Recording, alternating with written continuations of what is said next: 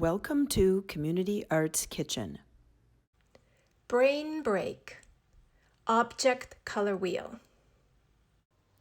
Who invented the color wheel? The first color wheel was invented in 1666 by the scientist Sir Isaac Newton.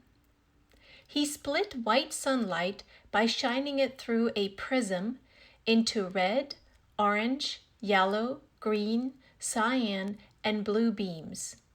Then he joined the two ends of the color spectrum together to form a circle to show the natural progression of colors.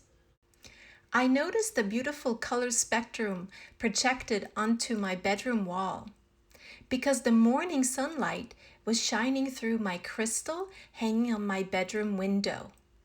So cool! Science and art on my wall. Now that you know the history and science part of the color wheel, I'm going to ask you to create a color wheel with objects. Walk around your house and look for objects that represent all colors in the color wheel.